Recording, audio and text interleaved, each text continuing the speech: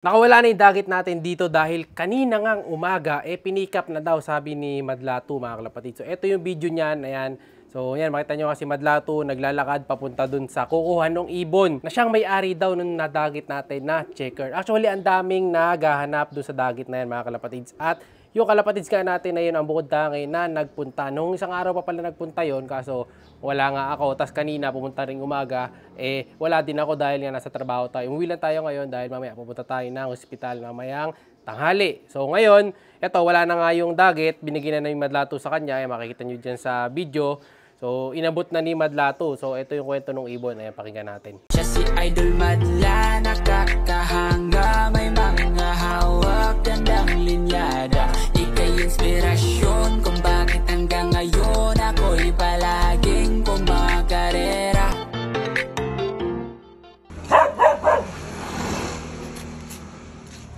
Yapin na. Hindi ko nakukunin sana to kaya lang. Ano kasi sir Ano to? Yung Sir, anak nito nag-champion. ninakaw sa kanya yan. Nakakaw to. Oo, Kaya tapos, bago pa lang yung ano. Galing kasi kay ano to, Daniel Tonggol, kay Johnson Love. Kaya nung nakita niya siya, yung kaibigan kasi namin, yung pinaggalingan neto, siya yung nagsabi, pre, tignan mo yung ibon mo, nakita namin dun sa ni Sir Madla, dun sa kaya video, nagawin ayun. dito. Yung kasing anak nito nag-champion 10 overall. Tapos yung kapatid ng nestmate niya, assistant siya 1-3. Palaging nananalo sa Kaya nung nakita namin sa cellphone na pinakita ni Daniel Tonggol. Kapon nandito kami, kaya lang wala. Hindi ko na sana kukunin kundi magaling yung anak nito. Sayang pa rin. Salamat na. Sir, thank you. Salamat pa sabi na. Thank you, sir. Sir, taga saan pala kayo? Sa sa Tabuyok. Opo. Yung sa Tabuyok. Anterlock. Oo na. Oo, yung answer. Tapos Ito si Bising Log. Bising ko. Okay. Boss, thank you. Thank you. Salamat. So ayan, base nga dun sa video, nagpaalam na si Idol, yung dalawa kumuha. Shoutout sa inyong dalawa. So, saga ano daw sila, Tabuyok. So dito yun, yung Tabuyok sa may bandang Apalit, dun sa gawin nila Mang Jess, dun sa kabilang tulay, malapit sa may Kapalangan yun, halos gawi doon. So biro nyo nakarating dito yung ibon at champion line pa pala yung dagit natin na yun. So hindi ko alam na champion pala yun. So ang dami kasi nagchat-chat sa page, may nagchat-chat din na bata, kanya daw yun. Yung iba naman sabi taga Nabotas yata, yung isang nagchat-chat. So may isa pa taga Caloocan, yung isa taga Sambales. So apat yung nagke-claim, tapos bukod pa yung nagpunta na yun dito. So ang dami nagke-claim nung ibon. So siguro kamukha ng mga ibon nila kaya nasabi nila yon. Pero yung kanina nung pina-check naman ni Madlatu, sabi niya, kita niyo sa reaction niya, ayan. So, di ba? Sabi nga niya, so ito nga, apin yan, sabi niya. Kasi nga ibig sabihin nun, yun daw talaga yun, sabi niya. So hopefully nakatulong tayo kahit paano na maisoli yung ibon doon sa tamang may-ari, no? So ang natitira na lang balindagit sa atin dito, ayun na lang. Ayun, yung kulay pulang dagit natin dyan na bukod tanging walang nagke-claim.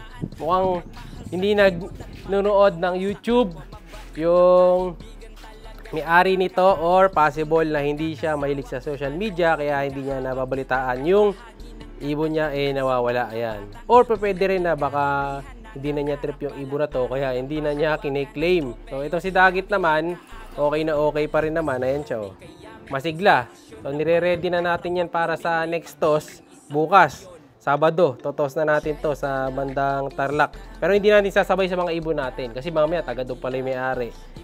Para makauwi na siya sa tunay niyang amo. Hindi naman kasi natin pwedeng isali yan sa pooling o sa kahit anong karera. Sabi nga naman nagko-comment, sali daw natin. Hindi pwede yun kasi bawal yun mga kalapatids. Baka makita nung may-ari dun sa clacking, ang akala pa inaangkin natin yung ibon nila. So sasama lang natin talaga to sa toss.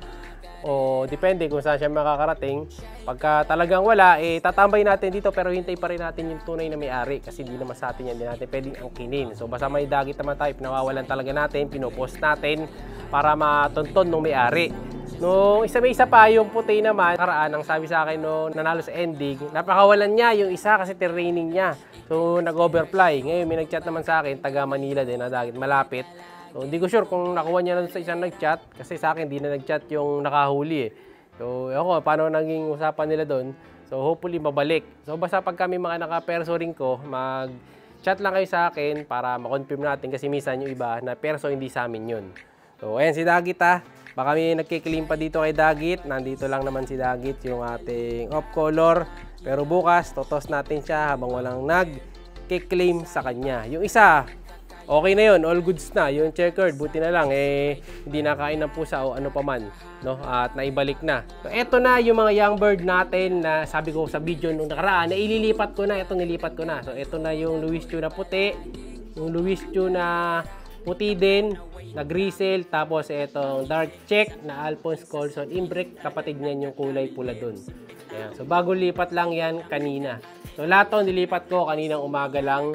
Ito, yung isa na to, ending board yan Kukunin na to bukas para sa ending natin bukas. Then ito, nilipat ko na rin yung anak ni Ninja saka ni Paasa Junior. Ayun. Yung maitim doon yung malaki, yung mataba. Yung pula naman, anak ng Imbric, Van Vandenbroek. Itong pula na to, ayan. Bali, mga speedbird dyan na Imbric, mga kalapatid yung dalawa na yan. Kaso, baka kunin na tong isa bukas, ayan. Pakaisama natin sa tosto, i-deliver natin dyan sa may Tarlac exit para makuha niya tong ibon na to ni Boss Tony. Nag-order kasi siya sa akin ng speedbird daw na pula. Kakalipat lang din nito kaya medyo stress pa. Pero tumuto ka na yan. No, medyo mainit lang din kasi dito sa section natin. Ito kagabi pa nilipat to. Ito bago lang. So, bukod dyan, ito may lilipat na naman tayo. Ito may mga Imbric na naman tayo dito. Imbric na SBR. Ito, yung dalawang pula. Ganda niyan. Tapos may itlog na rin kagad na isa. Diba? So, ang bilis mag-breed ng mga Imbric natin dito. Kita nyo, only breeding yung kulay puti na yan, yung ating SBR. Ito, may dalawa pa dito. Ito, yung Tiger Grisel. Saka yung Red Grisel na mga Mulemans. Ito, nilipat na natin dito sa kabila. Ayan. So, possible kakpareho. Hindi ko sure kung ano gender. Ito, ganda nito. Ito, baka itira natin to. Pero may nagtatanong-tanong na dito, baka kunin niya. Ito ang ating Black Tiger Grisel. Saka dito may interesado So, basta kapag gusto niyo ng mga YB, PM lang kayo dahil naglalabas tayo ng mga YB ngayon dahil marami tayong binibreed. Ayan. So, dito sa kabila, ang next batch naman, na ililipat natin susunod, possible ito.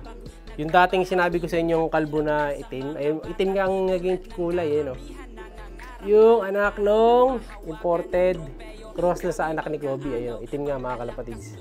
Sana Tiger Grisel yan, yung isa. Para ma-breed natin na Black Tiger Grisel. Kasi minsan kahit pure black na ganyan, nagiging nagkakaroon ng puti-puti. So sana ganun nga. Kunin natin. Binubugbog ako ni Boy Amo. Si Boy Amo to Ang bugbog. Tapak na itong Boy Amo na to. Kapatid niya mga kalapatids, si Paasa. Yung dati nating ibon na yun. Kaya pareho sila ng sing-sing niya, saka magkasunod. Tara na natin. Ito yung triplets natin. Healthy naman. Yung binidyo natin kahapon, healthy pa rin naman yung tatlong anak. Baka gawin ko ng 4 yan. Dahil kayang-kaya naman nila. Yung sinabi ko lilipat na isa, baka ilipat ko na rin dyan. Ito, pinagparis ko na din. Yung dalawang kalawang. Ayan So, yung kalawang natin na barako, pinaris ko na doon sa kabila. Ayan, pinaris ko na doon sa isa pang kalawang. Tapos yung isang kalawang, binaba ko naman dito. Baka paris ko kay AJ Hindi pa sure si AJ mga kalapatids. Baka paris ko to isang kalawang natin dito. Ito yung palabas ko ng kalawang. Ayan Anak na nung kalawang bird natin to. So ako na nag-breed niya nung kalawang na to. So, paparis natin sa speedbird para makapaglabas tayo ng mga off-color kalawang na speedbird. So basta may nadagit kami, makakaasa kayo na isosoli namin yan, ipopost ko agad. Ayan, basta naman may dagit, ganun ginagawa natin. Kasi alam ko yung pakiramdam na nawawalan ng kalapate. Although yung mga kalapate natin, pag nag-overfly, hindi na talaga na ibabalik. So next week, magte-train na ulit kami ng mga YB. So hopefully, pagka nadagit yung kalapate namin, mag-comment kayo or mag-message sa akin. And then maraming salamat din doon sa lagi mga nagko-comment or nagme-message sa akin na kapag kami nahuli silang ibon, tinatanong nila, Idol, baka sa'yo to kapag nakikita nila na ang sing-sing is mga UFC, TGRC, mga BBC, yan. Chinachat nila ako yung mga kalapatid natin, lalo yung mga bata na nagchat-chat sa akin na may nahuhuli silang ganyan. Thank you sa inyo lahat. Saludo kami sa inyo.